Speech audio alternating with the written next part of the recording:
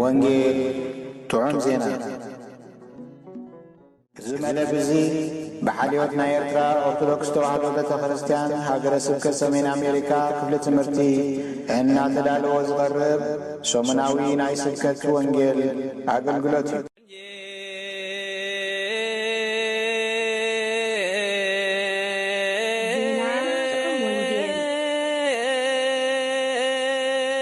ዜና ጥዑም ወንጌል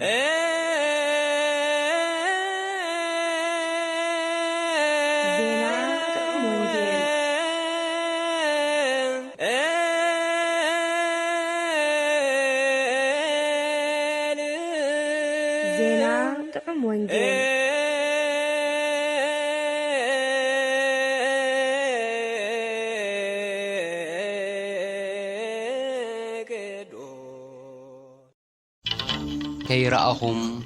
ቡ ተኣምኑ ጎይታ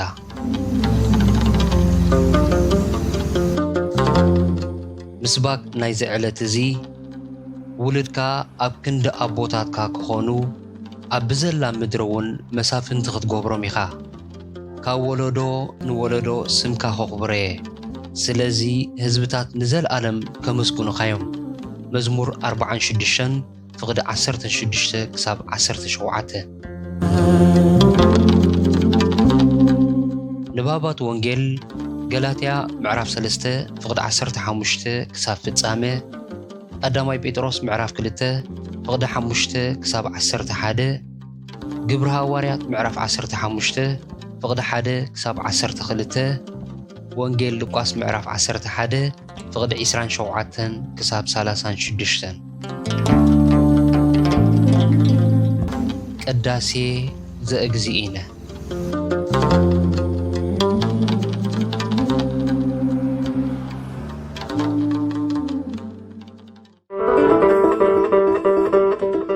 ብስም አቦን ወድን መንፈስ ቅዱስን ሓደ አምላኽ ሰላም አምላኽ ብክርስቶስ ኢየሱስ ጎይታና ምስ ኩላትና ይኹን ኣብ ኩሉ ኩርናዓት ዓለም ዘለኹም ህዝቢ አምላኽ ከይረአኹሞ ተፍቅርዎ ሕጂ እውን ከይረአኹሞ ብኡ ተኣምኑለኹም ነቲ ናይ እምነትኩም መደምደምታ ዝኾነ ድሕነት ነፍስኹም ምስ ተቐበልኩም ከዓ ብኽንገር ዘይከኣል ክቡር ሓጎስ ትሕጎስለኹም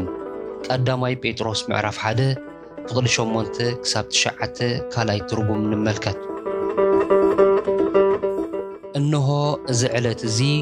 ሻድሻይ ሰንበት ናይ ዘመነ ክረምትን ቀዳማይ ሰንበት ናይ ጾመ ፍልሰታን እዩ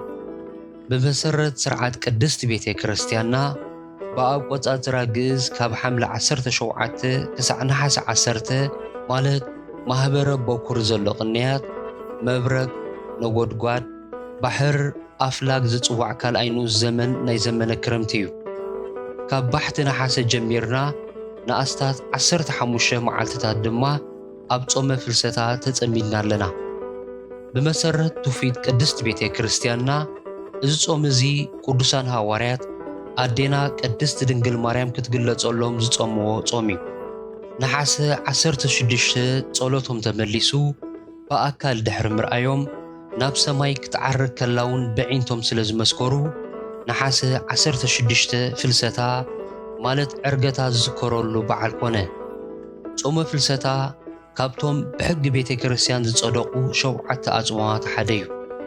ብመሰረት ስርዓት ቅድስት ቤተ ክርስቲያንናን በአቆጻጽራ ግዕዝ ካብ ነሐሴ 1 ክሳብ ነሐሴ 7 ዘሎ መዓልትታት ማለት ዘመነ ፈለግ ሰላም ኣብ መዓልተ ሰንበት ምስ ዝውዕል ዝዝመር መዝሙር ቅዱስ ያሬድ ዮም ንወድሳ ለማርያም ማለት ሎሚ ንማርያም ንወድሳ ዘርእስቱ እዩ ትርጉም ትሕዝትኡ ድማ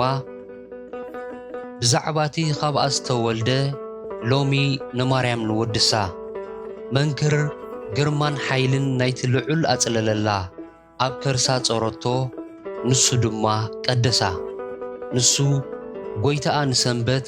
ኣቦኣ ንምሕረት እዩ መንክር ግርማን ሓይልን ናይቲ ልዑል ኣጽለለላ ብሓቂ መላእኽቲ ይኽልልዋ ህንፃ መካበብያ ናይ ኦሪትን ነቢያትን እተን ክብሪ እግዚኣብሔር ኣብኣ ዝቖማሉ ብኣጻብዕ እግዚኣብሔር ዝተጻሕፋ 10 ቃላት እዩ ሃሌሉያ ሃሌሉያ ሃሌሉያ ኣቲ ፈለግ ሰላም ዝተሰመኺ ማርያም ምእንታና ለምኒ ኣቲ ሰንበት ክርስቲያን ተስፋ ቕቡጻት ናይ ብሓቂ ንጹህ ዝናብ ዝኾንኪ ማርያም ምእንታና ለምኒ ማለት እዩ ነዚ ዕለት እዚ ዝተሰርዐ ናይ ወንጌል ማቴዎስ ምዕራፍ 12 ፍቕዲ 38 ክሳብ 50 ንባብ ቅዱስ ወንጌል ኣዲኡን ኣሕዋትን ክዛረብዎ ደልዮም ኣብ ወፃኢ ማለት ኣብ ደገ ደው ኢሎም ይጽበይዎ ከም ዘለዎም ዝተነግሮ ነዚ ዘረባ እዚ መሰረት ብምግባር ብዛዕባ ንፍቓድ ኣምላኽ ምግባር ዘለዎ ክብርን ረብሓን ሓያል መልእኽቲ ከም ዝሃበ ገሊጽልና ኣሎ እቲ ናይ ገላትያ ምዕራፍ 4 ፍቕዲ 1 ክሳብ 11 ንባብና ድማ ኣምላኽ ነዚ ካብ ሰበይቲ ዝተወልደ ወዱ ከም ዝለኣኾ ብምንጋር ፍጻመ ናይቲ ኣብ ዘፍጥረት ምዕራፍ 3 ፍቕዲ 15 ዝተነግረ ቀዳማይ ትንቢት ዘረጋግጽ እዩ እግዚኣብሔር ንዲያብሎስ ዘርኢ ናይታ ሰበይቲ ርእስኻ ክጭፍልቕ እዩ ንስኻ ድማ ሸኾኑ ክትነክስ ኢኻ ኢሉ ክነግሮ ከሎ ንኣና ንደቂ ሰባት ድማ ዓብዪ ናይ ምድሓን ተስፋ ይሂብና ዘርኢ ናይታ ሰበይቲ ዝተባህለሉ ምኽንያት ብዘይ ዘርኢ ሰብ ብስራሕ መንፈስ ቅዱስ ካብ ዘርኢ ሰበይቲ ጥራሕ ተወሊዱ ፍጹም ስለ ዝኾነ እዩ እዚ ትንቢት እዚ ድማ ኣብ ኣዴና ቅድስቲ ድንግል ማርያምን ኣብ ጎይታናን መድሓኒናን ኢየሱስ ክርስቶስ ተፈጸመ ቅዱስ ጳውሎስ ነቲ ካብ ሰበይቲ ዝተወልደ ዝበለና ኸዓ ነዚ ኣገዳሲ ናይ ምስጢር ስጋዊ ትምህርቲ ክገልጸልና ስለ ዝደለየ እዩ እቲ ናይ ግብረ ሐዋርያት ምዕራፍ 1 ፍቕዲ 12 ክሳብ 15 ንባብና ድማ ቅድስቲ ድንግል ማርያም ድሕሪ ዕርገት ጎይታና ምስ ኩሎም ሐዋርያትን ኣርድእትን ቅዱሳን ኣንስትን ማለት 120 ደቀ መዝሙር ኣብ ዘይበኩር ሓበራዊ ጸሎት ተጸሚዳ ከም ዝነበረትን ኣብቲ መንፈስ ቅዱስ ዝወረደሉ ዕለት እውን ምስኣቶም ከም ዝጸንሐትን ኣረጋጊጽልና ኣሎ ናይዚ ዕለት እዚ ኣርእስትናን ትምህርትናን ካብዚ ናይ ቀዳማይ ጴጥሮስ ምዕራፍ 1 ፍቕዲ 6 ክሳብ 12 ንባብና ዝተወስደ እዩ ብመሰረቱ ኸ እምነት ማለት እንታይ ማለት ድዩ ንምንታዩ ከይረኣኻ ምእማን ዝያዳቶም ርእዮም ዝኣምኑ ብጽና ተዋሂብዎ ቃል ኣምላኽ እምነት ነቲ ብተስፋ እንጽበዮ ነገር ከም ንረኽቦ ዘረጋግጽ ነቲ ዘይርአ ነገር ከዓ ከም ዘሎ ዘረዲ እዩ ነቶም ናይ ቀደም ሰብ እውን ብእምነቶም እዩ ዝተመስከረሎም ኩሉ ዓለማት ብቓል ኣምላኽ ከም ዝተፈጥረ እቲ ዝርአ ድማ ካብ ዘይርአ ከም ዝተፈጥረ ብእምነት ኢና ነስተውዕሎ ብምባል ገሊጽዎ ኣሎ ዕብራውያን 11 ፍቕዲ 1 ክሳብ 3 ኣብርሃም ወላ ሓደ ውሉድ ዘይነበሮ ክንሱ ብኣምላኽ ኣብ 99 ዓመቱ ኣቦ ብዙሓት ተባህለ ከምኡውን ሳራ ኣብ 9 ዓመታ ኣደ ብዙሓት ተባህለት በኣርከስ ኣቦና ኣብርሃም ብእምነቱ ኣብነታዊ ኣርኣያን መምህርን ብእምነቱ ኣቦ ብዙሓን እዩ እምነት መሰረት ኩሉ ክርስቲያናዊ ህይወት እዩ እዚ ድማ ኣብ ሰናይ ግብሪ ኣብ ጸሎት ኣብ ፍቕሪ ኣምላኽን ፍቕሪ ሓድሕድን በሊሑ ይግለጽ ጽኑዕ እምነት ኣብ ግዜ ከቢድ ፈተና ማእሰርቲ ስደት ጸርፊ ዝተፈላለዩ ብእምነት ክርስትና ዘጓንፉ ኣብ እምነት ደው ንምባል ዘኽእል መልህቕ ዘለኣለማዊ ህይወት እዩ እምነት ብሃውሪ ኣብ ጭቡጥ ነገር ዘይተመስረተ ክኸውን ኣይክእልን እዩ እንታይ ደኣ እምነት ኣብቲ ጽኑዕ ኣብቲ ሰማይን ምድርን ክሓልፍ ቃሉ ግን ዘይሓልፍ እተመስረተ ክኸውን ግድን እዩ ኣብ ክርስቲያናዊ እምነት ብዘይ እምነት ንኣምላኽ ክተስምሮ ፈጺሙ ዝከኣል ኣይኮነን ብዘይ እምነት ግና ንኣምላኽ ከስምርዎ ኣይከኣልን እዩ እቲ ናብ ኣምላኽ ዝመጽእ ኩሉ ኣምላኽ ከም ዘሎ ነቶም ዘናድይዎ ኸዓ ዓስቢ ከም ዝህቦም ከኣምን ይግብኦ ዕብራውያን 11 ፍቕዲ 6 ብልምዲ ናይ እምነት ጀጋኑ ዝበሃሉ ከም ኖህ ኣብርሃም ይስሐቅ ያዕቆብ ዮሴፍ ሙሴ ኢያሱ ዝበሉ ናይ እምነት ኣቦታት እምነቶም ብኣምላኽ ዝተኣዘዝዎ ንምፍጻም ፈጺሞም ሰገጥ መገጥ ኣይበሉን ምኽንያቱ እምነት ብዘይ ግብሪ ምውት ምዃና አንዳዕዲዖም ይፈልጡ እዮም። ነፍሲ ወከፍ ምእመን ኣብ መጽሓፍ ቅዱስ ንዘሎ ፍጻሜታት፣ ታሪኻት፣ ትእዛዛት ኣምላኽ፣ ትንቢታት ቅዱሳን ነቢያት ርእዩ ዳህሲሱ ዘይኮነስ ብእምነት እዩ ዝቕበሎ። ክርስቲያን ኣማኒ ዝበሃል ኣብ መጽሓፍ ቅዱስ ንዘሎ ኩሉ ብእምነት ስለ ዝቕበል እዩ። ምኽንያቱ ቃል ኣምላኽ ንኹሉ ኣሕሊፉ ንሱ ግና ዘይሓልፍ ብምዃኑ ቃል ብቓሉ ከምዚ ብምባል መስኪሩ ኣሎ። ሰማይን ምድርን ክሓልፍ ቃለይ ግና ኣይክሓልፍን እዩ። ካብቶም 12 ሃዋርያት ሓደ ዝነበረ ቅዱስ ቶማስ ኣብቲ ክርስቶስ ካብ ሞቱ ዝተንስኣሉ ንብዙሓት ክግለጽ ከሎ ቶማስ ግና ኣይነበረን። ቅዱሳን ሃዋርያት ብዛዕባ ትንሣኤ ክርስቶስ እንተነገርዎ ቶማስ ግና ኣሰርቲ ሸንካር ኣብ ኢዱ እንተዘይረኣኹ ኣጻብዐይ ድማ ኣብቲ እተሸንኮሮ እንተዘይእተኹ ኣብ ጎድኑ እውን ኢደይ እንተዘይእተኹስ ኣይኣምንን እየ በሎም። ጐይታ ግና ንሃዋርያ ቅዱስ ቶማስ ንምእራምን ንምቕናዕን እንደገና ኣብ መበል ሳምናይ መዓልቱ ንኻልኣይ ግዜ ማለት ዳግማይ ትንሣኤ ንኹላቶም ተገልጸ። ንሃዋርያ ቅዱስ ቶማስ ድልየቱ ብምምላእ እምነት ኣብ ምርኣይ ዘይኮነስ ኣብ ምስማዕ ከም ዝምስረት ከምዚ ብምባል ገለጸሉ። ድሕሪ 8 መዓልቲ ኸዓ እቶም ደቂ መዛሙርቱ ከም ብሓድሽ ኣብ ውሽጢ ቤት ነበሩ። ቶማስ እውን ምስኣቶም ነበረ። መዓጹ ተሸጊሩ ከሎ ኢየሱስ መጸ። ኣብ ማእከሎም ደው ኢሉ እውን ሰላም ንኣኻትኩም ይኹን በሎም። ድሕሪዚ ኸዓ ንቶማስ ኣጻብዕካ ናብ ዝምጽእ ንእዳወይ እውን ርአ፣ ኢድካ ናብ ዝምጽእ እሞ ናብ ጐድነይ ኣእትዎ፣ ኣማን እምበር ዘይኣማነ ኣይትኹን በሎ። ቶማስ ከዓ መሊሱ ጐይታይን ኣምላኸይን በሎ። ኢየሱስ ድማ ስለ ዝረኣኻኒ ኢኻ ዝኣመንካ፣ እቶም ከይረኣዩ ዝኣምኑ ግና ብፁዓን እዮም በሎ። ዮሃንስ 20:27-29 እምበኣርከስ ከምቲ ቅዱስ ቶማስ ዝሓተቶ እምነት ኣብ ቃል ኣምላኽ እምበር ኣብ ከምቲ ቅዱስ ቶማስ ብዓይንኻ ርኢኻ በእዳውካ ዳህሲስካ ዝምስረት ነይሩ እንተዝኸውን ክርስትና ካብ ቅዱስ ቶማስን ቅዱሳን ሃዋርያትን ሓሊፉ ናብ ዓለም ብምልእታ ኣይምተፈሓላለፈን ነይሩ። ብኣንጻሩ ግን ብስራተ ወንጌል በቓል ተነጊሩስ እቶም ሰማዕቲ ቃል ከዓ ብምርኣይ ዘይኮነስ ኣብቲ ዝሰምዕዎ ቃል ኣሚኖምስ ክርስትና ናብ ዓለም ተዘርግሐ። እቶም ብዓይኖም ከይረኣዩ ነቲ ቃል ሰሚዖም ዝኣምኑ ናብ ብሓቂ ናብ ብፅዕና ደረጃ ዘውህብ እዩ። ምስ ከይረኣኻ ምእማን ብምትሓዝ ንሃዋርያ ቅዱስ ቶማስ ቀልጢፉ ጐይታይን ኣምላኸይን ዘበሎ ምኽንያት እንታይ ኮን ይኸውን? ኣብ ልብና ንነዊሕ ግዜ ምእማን ኣብዩናስ ብድንገት ግና ንልብና ረቲዑ እምነትና ኣጽኒዑ ብእምነት ገጥ ዘበለና እንታይ እዩ? ሃዋርያ ቅዱስ ቶማስ ኣብታ ጐይታ ካብ ሞት ተንሲኡ ዝተገልጸላ መዓልቲ ምስ ደቀ መዛሙርቲ ኣይነበረን። ምስ ቅዱሳን ሃዋርያት ኣብ ዝተራኸበላ ግና ዋላ እኳ ብስራተ ትንሣኤ ክርስቶስ እንተነገርዎ ንሱ ግና ከምቲ ንሱ ኣብ ላዕሊ ጠቒስዎ ዘሎ ከይተማልአሉ ኣይኣምንን ኢልዎም ነበረ። ነቲ ዝደለዮም ዝተማልአሉ ግና ብኡ ንብኡ ጐይታይን ኣምላኸይን ብምባል ጨርሐ። እዚ ምስክርነት እዚ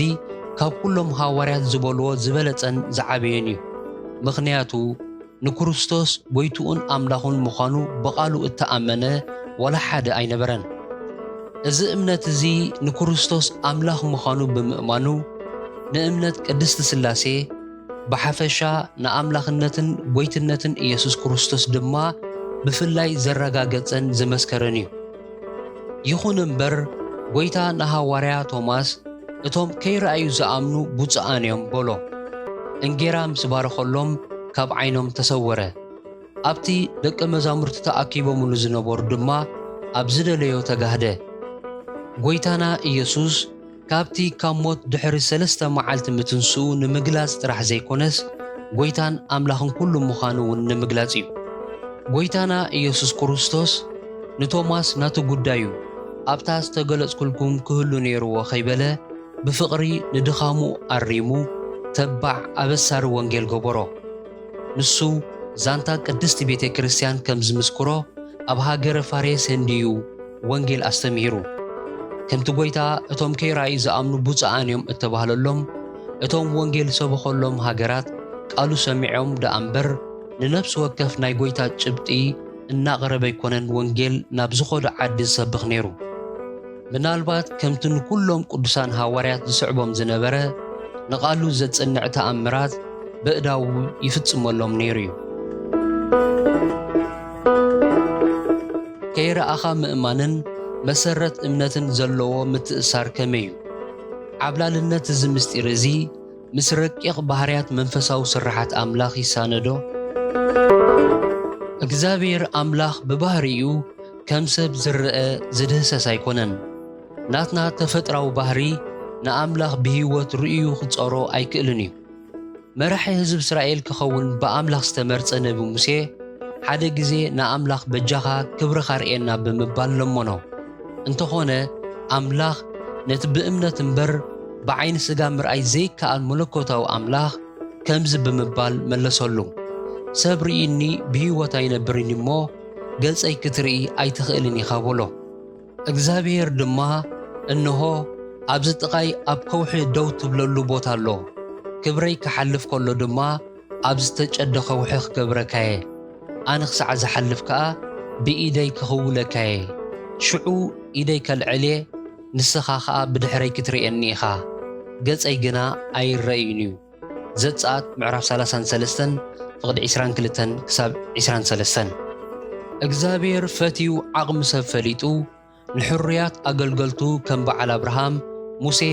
ከምቲ ውሱን ባህርያት ዘለዎ ሰብ ገይሩ ኣብ ጥቓይ ኣብ ዙርያይ ኢደይ እግረይ ወዘተ ይብሎም እዩ። ነቲ ሰማይ ዝዝፋኑ ምድሪ ዝመርገጹ እግሩ ኣይናይ ዓይኒ እዩ ብምልኣት ክርእዮ ዝኽእል ፈጺሙ ወላ ሓደ የለን። እግዚኣብሔር ከምዚ ይብል ኣሎ፣ ሰማይ ዝፋነዩ ምድሪ ኸኣ መርገጽ እግረያ፣ እቲ ንስኻትኩም እትሰርሑለይ ቤት ደኣ ኸመይ ዝበለ እዩ፣ እቲ ኣነ ዝዓርፈሉ ስፍራኸ ኸመይ ዝበለ እዩ። ነዚ ኹሉ ዓለም ዝፈጠርክዎ ኣነ እዚ ኹሉ ኸኣ ኾይኑሎ ኣነ በቲ ትሑትን ዝተጣዕሰ መንፈስ ዘለዎን በቓለይ ዝርዕድን ዝፍጽሞን ሰብ እየ ዝሕጐስ። ቅዱስ ዮሐንስ ሐዋርያን ወንጌላውን ንኣምላኽ ብእምነት እምበር ብምርኣይ ከም ዘይኣመንዎን ዘይገልገልዎን ከጠቓልል ከሎ ከምዚ ይብል፣ ንኣምላኽ ዝረኣዮ ሓደ እኳ የልቦን። እንተኾነ ነቲ ኣብ ሕቑፎ ቦ ዘሎ እቲ በይኑ ውሉዱ ዝኾነ ኣምላኽ ገለጾ። ዮሐንስ ምዕራፍ 1 ፍቕዲ 18 ካልኣይ ትርጉም ንመልከት። እቲ ብስጋ እተገልጸ ግና ክሳዕ ኣብዛ ምድሪ እዚኣ ዝነበራ ግዜ ብዝርአ ብዝድህሰስ ብዝስማዕዩ ኣገልጊሉን ህይወቱ ንደቂ ሰባት ብምልኣት ይህብ ኣሎ። ነዚ እውን ሐዋርያ ቅዱስ ዮሐንስ ከምዚ ብምባል መስከረ፣ ብዛዕባ እቲ ካብ መጀመርታ ዝነበረ ንሕና ዝሰምዕናዮ ብዒንትና ዝረኣናዮ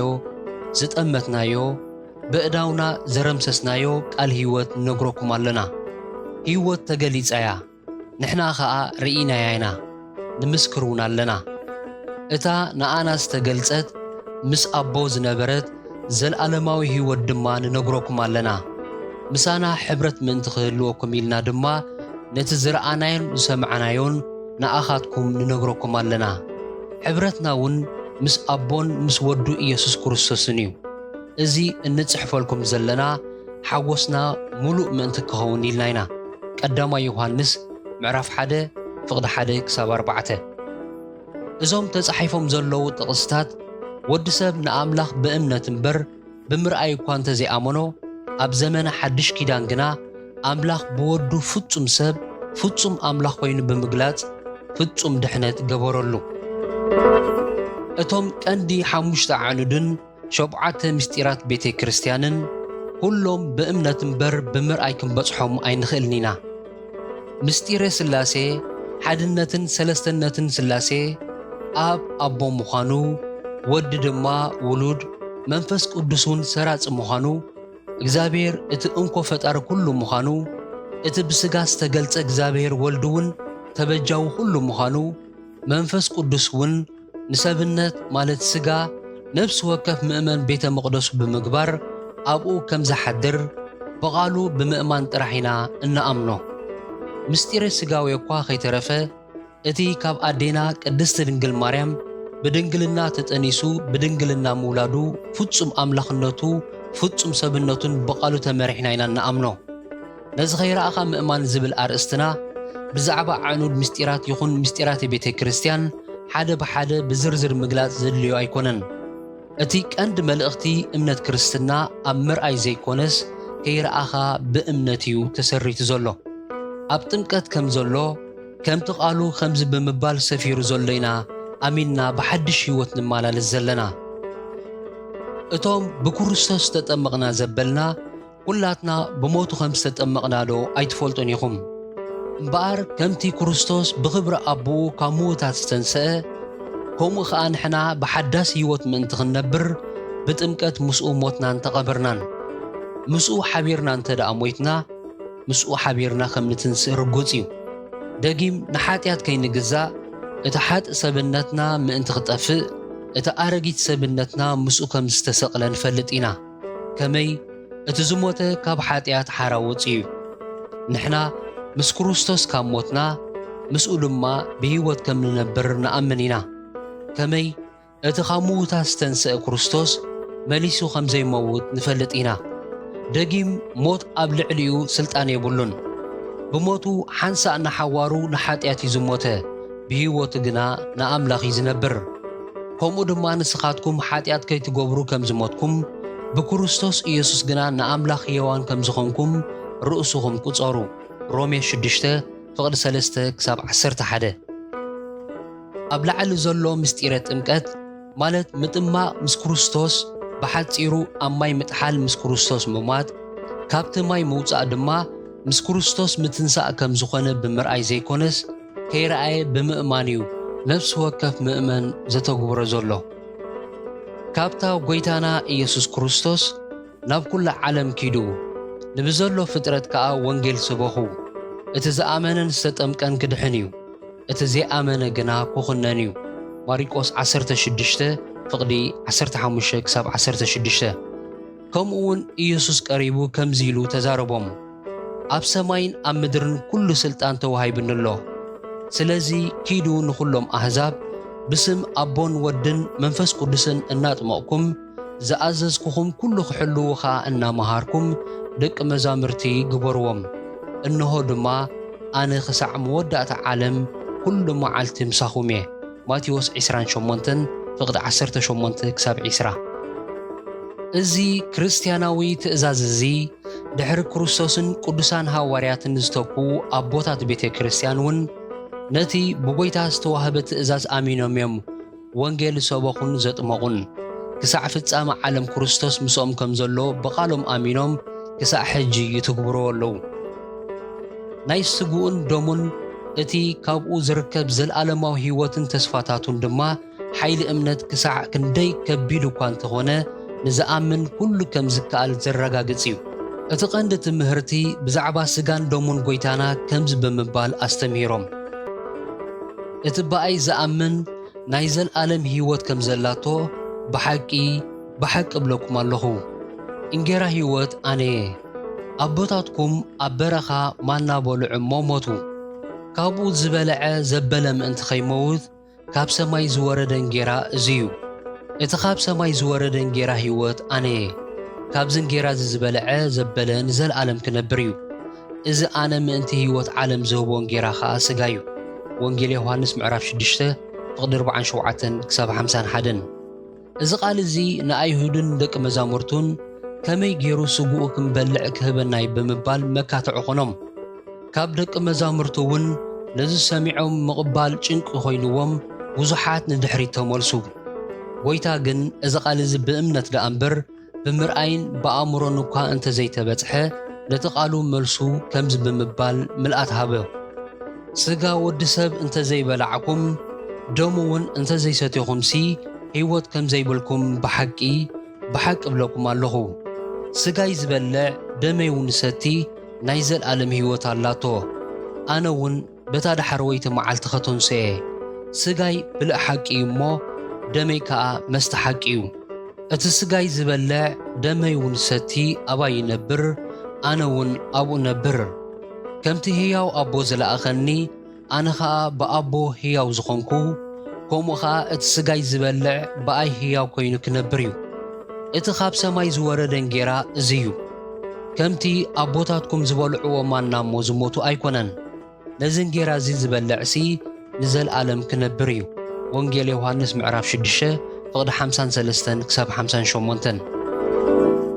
ጎይታናን መድሓኒናን ኢየሱስ ክርስቶስ ነቲ ብእምነት ጥራሕ ነፍሲ ወከፍ ኣማኒ ክወስዶ ዝግባእ ምስጢረ ቁርባን ኣስተሚሩ ጥራሕ ዘይኮነስ ብግብሪ ብኸመይ ከም ዝትግበር